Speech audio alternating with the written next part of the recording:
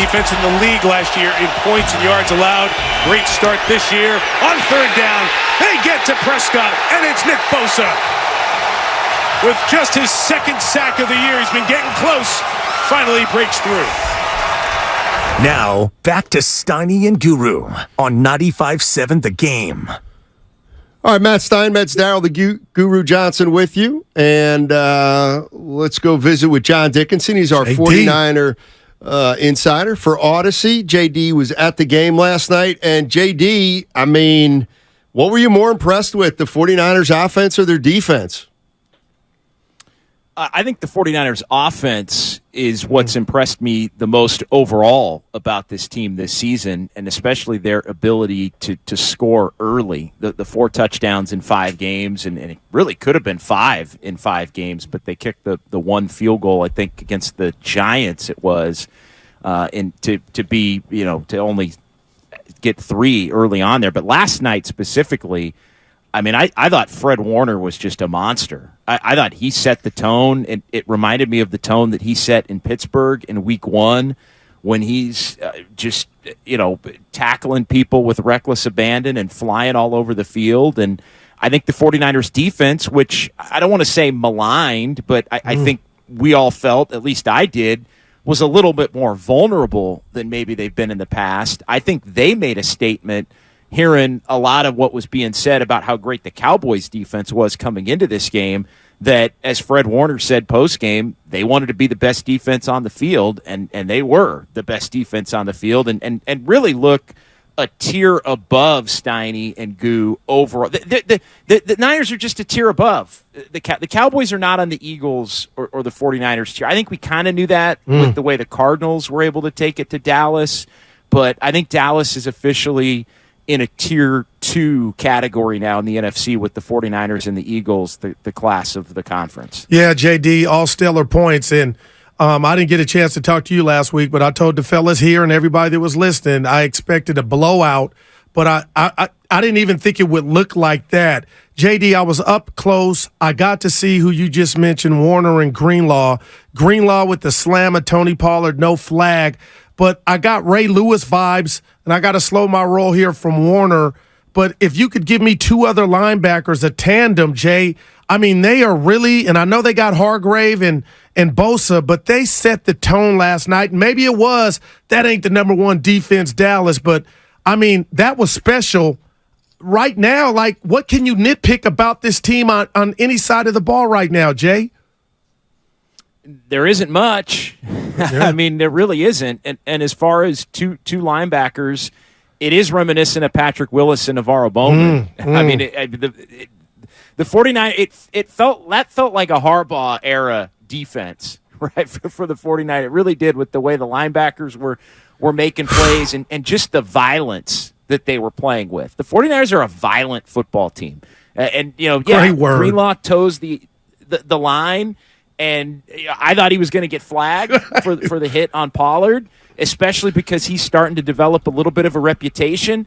But you know what? I think the fact that it had been discussed within the last couple of weeks in the media that maybe he was starting to get a reputation might have helped him, because I think the officials and the league takes a lot of that into account, where it starts to – I think as long as it gets brought up, I think then officials and sometimes the league want to be a little bit more careful that they're not maybe giving penalties to a particular player that toes or crosses that line as frequently as Greenlaw does, that they don't want to be giving him reputation type fouls. But the 49ers are just, they've got the whole thing dialed right now. Everybody's making plays, Steiny, offensively. I know we talked a lot in the lead up to the season, and also once the season started, can you keep everybody happy? And you look at yesterday was George Kittle's day. You had Christian McCaffrey with his 4-touchdown game the week before. Ayuk had a monster game against the Steelers, and Deebo Samuel had a monster game in the home opener against the Giants. So everybody's been able, among the 49er playmakers, to get theirs and stay happy. You got Brock Purdy talking about the fact that there's no ego and this team's on a mission.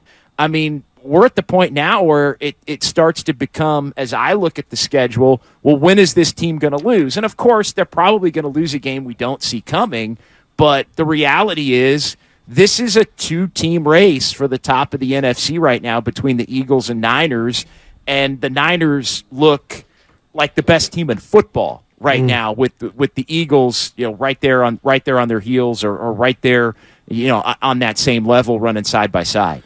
John Dickinson joining us on 95.7 The Game. He's our 49er insider for Odyssey. Let me ask you this. The offense looks different from Brock Purdy to what it used to look for Jimmy Garoppolo. I think we can all acknowledge that.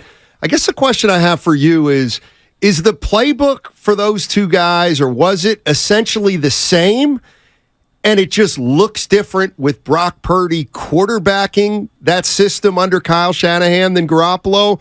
Or has the playbook changed because Brock Purdy can do things Garoppolo can't?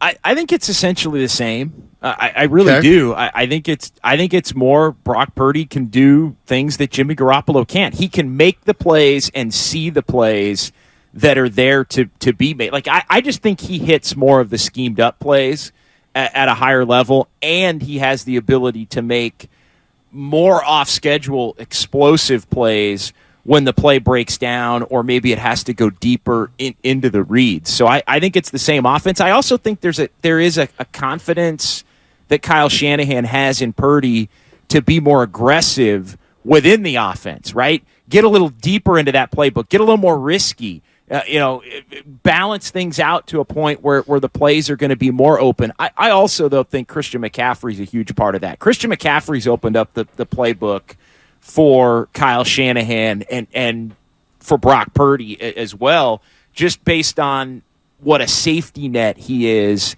as somebody that you can run an inside toss to, and he's going to pick up not 2 or 3 yards. He's going to pick up 5 to 7 yards. I mean, how many times do the Niners run that basic inside little pitch, toss play, and you think, oh, that's going for a 2-yard gain, and all of a sudden McCaffrey's just kind of sneaking and churning, and you're like, oh, gain of 6, 2nd and 4, or picks up 7 on 2nd and 6, first down, 49ers.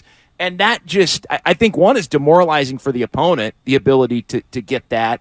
But 2, it just sets up everything else that the 49ers want to do in the passing game. It's just a perfect complement right now between Purdy and Shanahan and McCaffrey. And I think it's really allowed weapons like Kittle, Goo, and like Ayuk, and like Deebo Samuel, who's back, I think, closer to body type where he was a couple of years ago or even 4 years ago. It's allowed all of them to thrive when we used to look around after a lot of these games, and I could hear Steiny Guru saying, well, are the 49ers playmakers even that good? Because they can't consistently make plays. Now they're taking turns, Goo. Man, it's incredible, Jay.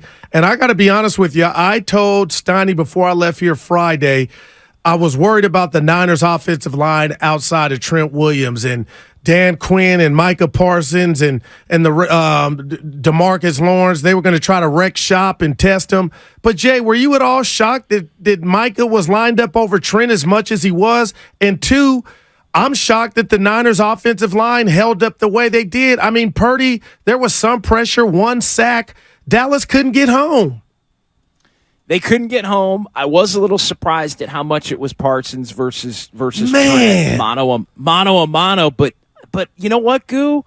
The 49ers, I don't mean this to come off as disrespectful to the Cowboys. Go ahead. The Niners, but I just get the impression that the Niners don't fear the Cowboys. I think they respect them, but they don't fear them. Like they feel that their talent and their scheme is good enough and just better. And they're, here's the other thing. They're just a much more the Cowboys are so much more undisciplined than the 49ers. How many times are the Cowboys going to get penalties in these head-to-head matchups in key moments that give the 49ers a first down when otherwise they have a stop? Like standing over a dude after you get a third down stop that gets you off the field, and I know that penalty was declined for the other penalty, but either one of them would have done the job. Like, it just feels like the Cowboys, it reminds me, Steiny, of teams, and I'm just speaking about the Cowboys specifically here. The Cowboys remind me of a team that would talk and talk and talk and talk about the Warriors when the Warriors were dominant, and the Warriors would just kind of lay back and, yeah, big game. Yeah, big game. Going to be fun. Big game. We're looking forward to it. Yep, big game. And just stomp them. And then the Warriors would just stomp them and embarrass them and send them packing. And then the Warriors would be the ones at the end of the night, with the little barbs, the little shots, the little sneaky shots that basically are like, you know what? Get out of here. You're not on our level. The Cowboys, to me, remind me of a Clippers or a Rockets or a Thunder or, at times the Cavs. I know the Cavs did win the one title, but all these teams that thought that Portland, all these teams that thought they had action against the Warriors, and the Warriors would just show up and it would be business as usual, and they would wind up being the team that got the last laugh at the end of the night and got to talk all kinds of smack about the opponent. John Dickinson joining us on 95.7 The Game. He's our 49ers insider. Let me ask you this. Kyle Shanahan and Lynch were extended. I guess they were extended before the season, and the announcement came after the first few weeks. Is there any perception that you have that Kyle Shanahan may be not changing, but is he a little more relaxed than you've ever seen him, or it's the same Kyle Shanahan you've covered for the last 2 or 3 years?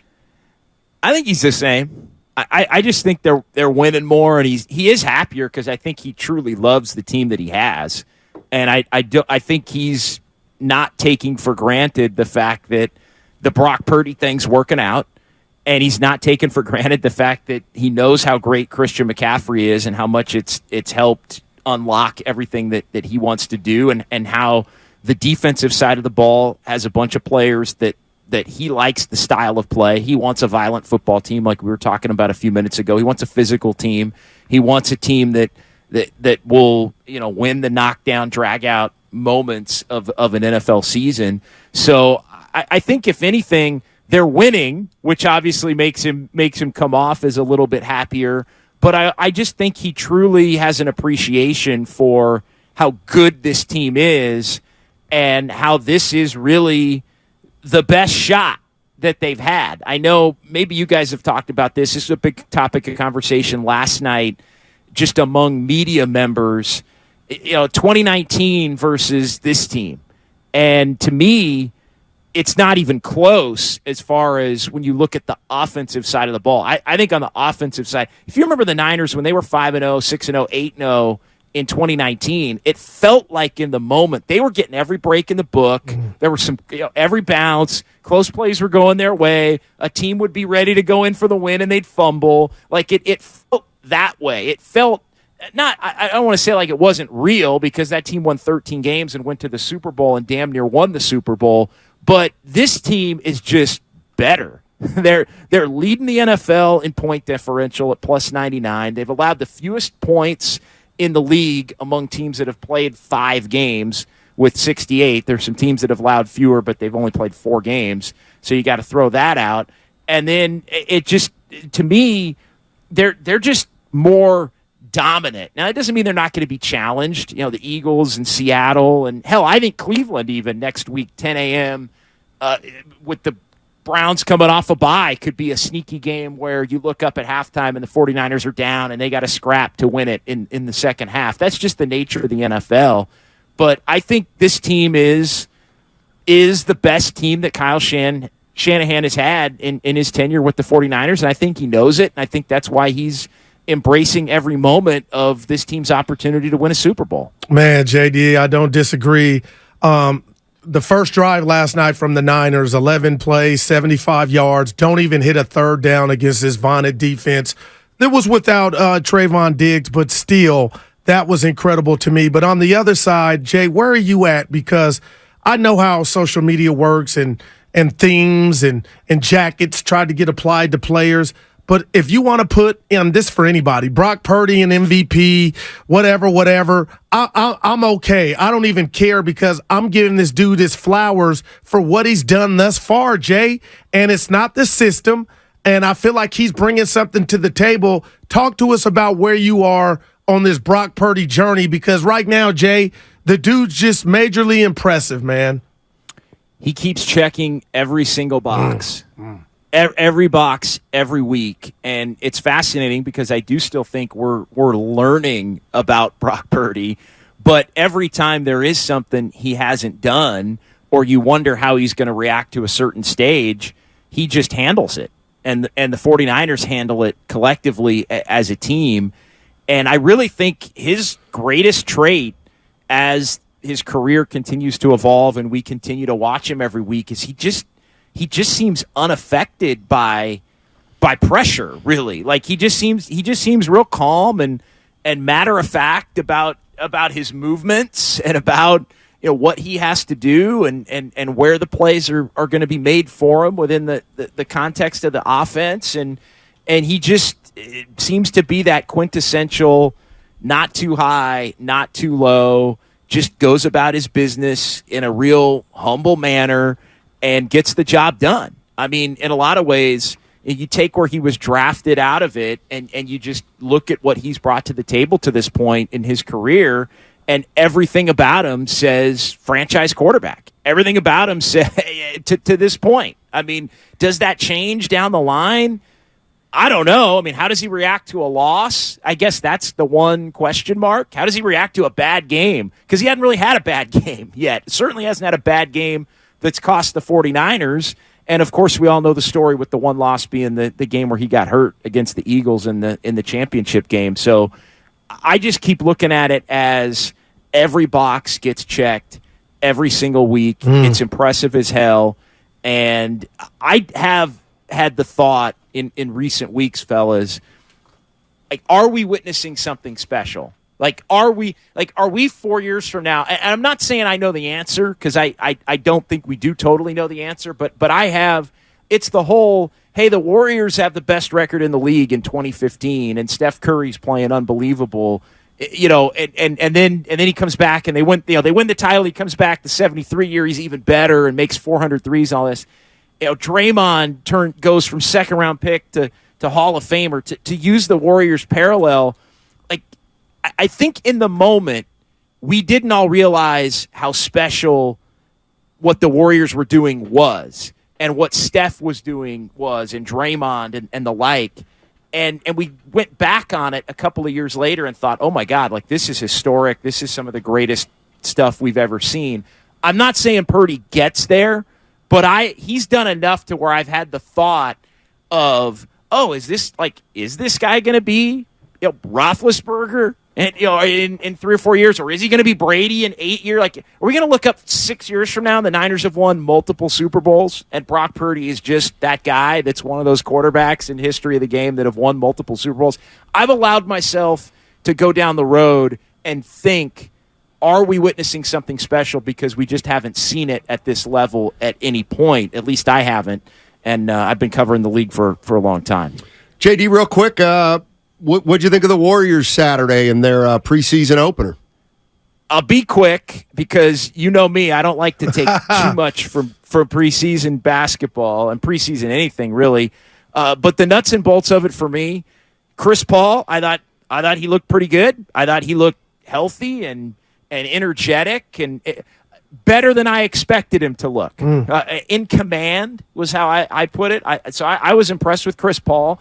Podziemski, he looks like he's the guy that's going to get the opportunity that maybe wasn't going to be in the rotation, but will be in the rotation, or at least get a chance to be in the rotation because Draymond's out. I kind of went through the depth chart, and the other 9 players who played were 9 players that were going to play a lot. Podziemski was the 10th.